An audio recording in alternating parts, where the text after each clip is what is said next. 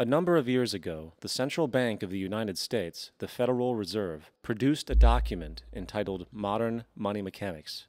This publication detailed the institutionalized practice of money creation as utilized by the Federal Reserve and the web of global commercial banks it supports. On the opening page, the document states its objective. The purpose of this booklet is to describe the basic process of money creation in a fractional reserve banking system.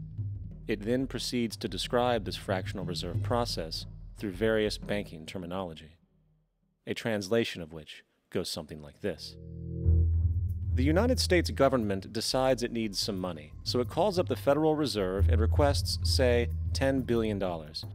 The Fed replies, saying, sure, we'll buy $10 billion in government bonds from you.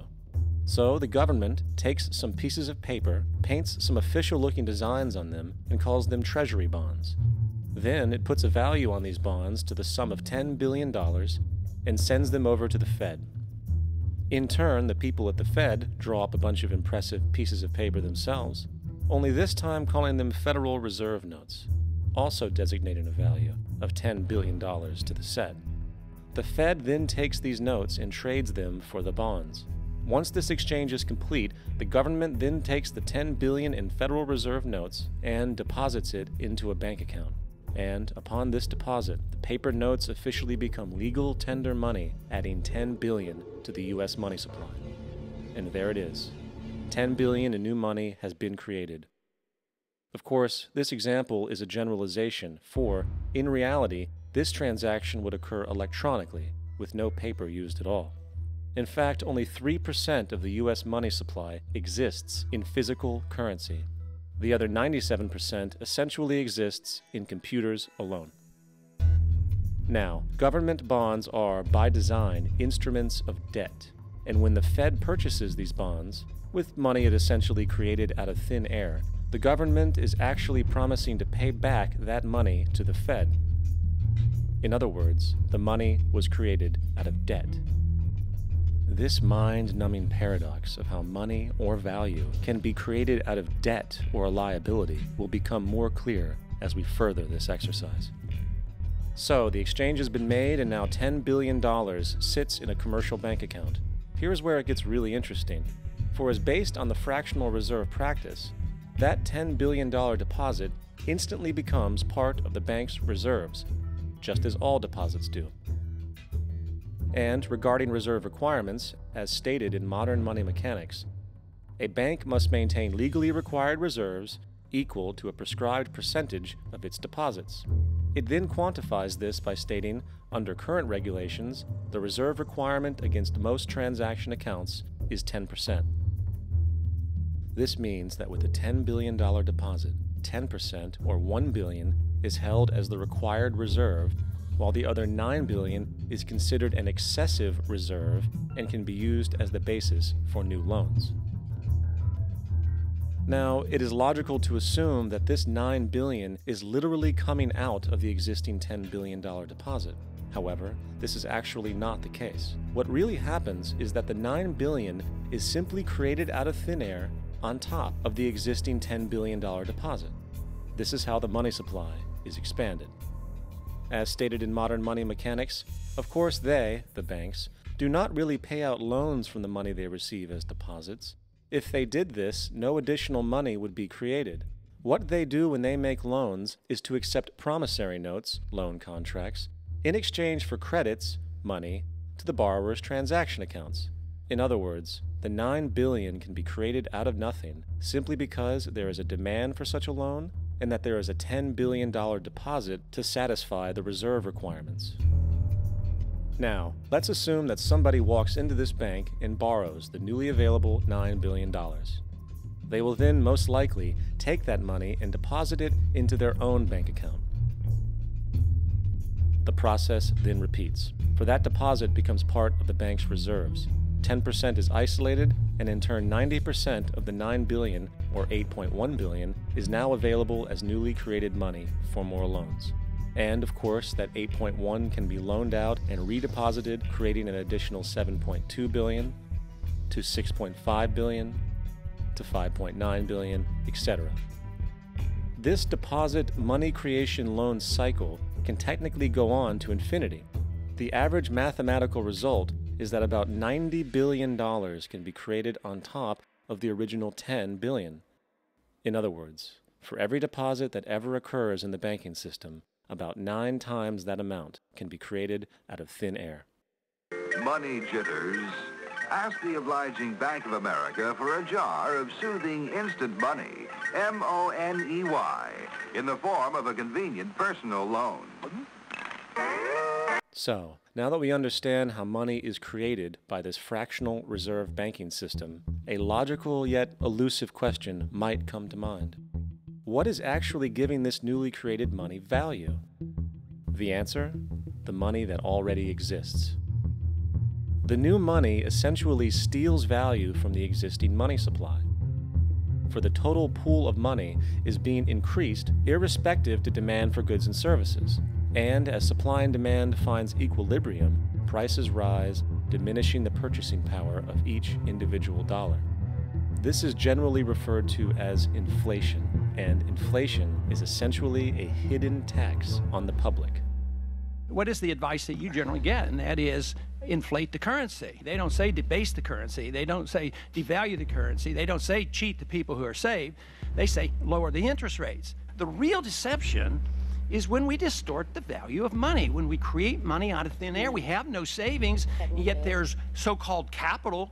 So my question boils down to this: how in the world can we expect to solve the problems of inflation, that is, the increase in the supply of money, with more inflation? Of course, it can't. The fractional reserve system of monetary expansion is inherently inflationary. For the act of expanding the money supply, without there being a proportional expansion of goods and services in the economy, will always debase a currency. In fact, a quick glance at the historical values of the US dollar versus the money supply reflects this point definitively, for the inverse relationship is obvious. $1 in 1913 required $21.60 in 2007 to match value. That is a 96% devaluation since the Federal Reserve came into existence. Now, if this reality of inherent and perpetual inflation seems absurd and economically self-defeating, hold that thought, for absurdity is an understatement in regard to how our financial system really operates. For in our financial system, money is debt. And debt is money. Here is a chart of the U.S. money supply from 1950 to 2006.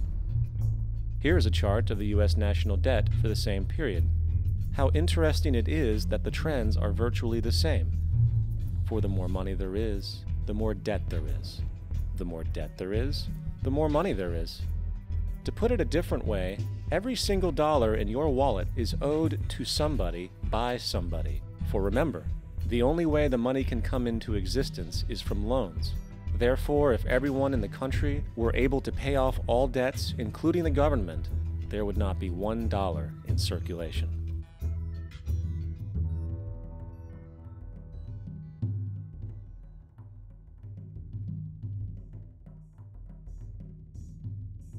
In fact, the last time in American history the national debt was completely paid off was in 1835 after President Andrew Jackson shut down the central bank that preceded the Federal Reserve. In fact, Jackson's entire political platform essentially revolved around his commitment to shut down the central bank, stating at one point, "The bold efforts the present bank has made to control the government are but premonitions of the fate that awaits the American people should they be deluded into a perpetuation of this institution or the establishment of another like it." Unfortunately, his message was short-lived, and the international bankers succeeded to install another central bank in 1913, the Federal Reserve. And as long as this institution exists, perpetual debt is guaranteed. Now, so far we have discussed the reality that money is created out of debt, through loans. These loans are based on a bank's reserves, and reserves are derived from deposits. And through this fractional reserve system, any one deposit can create 9 times its original value, in turn debasing the existing money supply, raising prices in society. And since all this money is created out of debt and circulated randomly through commerce, people become detached from their original debt, and a disequilibrium exists where people are forced to compete for labor in order to pool enough money out of the money supply to cover their costs of living. As dysfunctional and backwards as all of this might seem, there is still one thing we have omitted from this equation. And it is this element of the structure which reveals the truly fraudulent nature of the system itself: the application of interest. When the government borrows money from the Fed, or when a person borrows money from a bank, it almost always has to be paid back with accrued interest. In other words, almost every single dollar that exists must be eventually returned to a bank with interest paid as well. But if all money is borrowed from the central bank and is expanded by commercial banks through loans, only what would be referred to as the principal is being created in the money supply. So then, where is the money to cover all of the interest that is charged? Nowhere. It doesn't exist. The ramifications of this are staggering, for the amount of money owed back to the banks will always exceed the amount of money that is available in circulation. This is why inflation is a constant in the economy, for new money is always needed to help cover the perpetual deficit built into the system, caused by the need to pay the interest. What this also means is that mathematically, defaults and bankruptcy are literally built into the system, and there will always be poor pockets of society that get the short end of the stick. An analogy would be a game of musical chairs, for once the music stops, somebody is left out to dry. And that's the point. It invariably transfers true wealth from the individual to the banks. For if you are unable to pay for your mortgage, they will take your property. This is particularly enraging when you realize that not only is such a default inevitable due to the fractional reserve practice, but also because of the fact that the money that the bank loaned to you didn't even legally exist in the first place.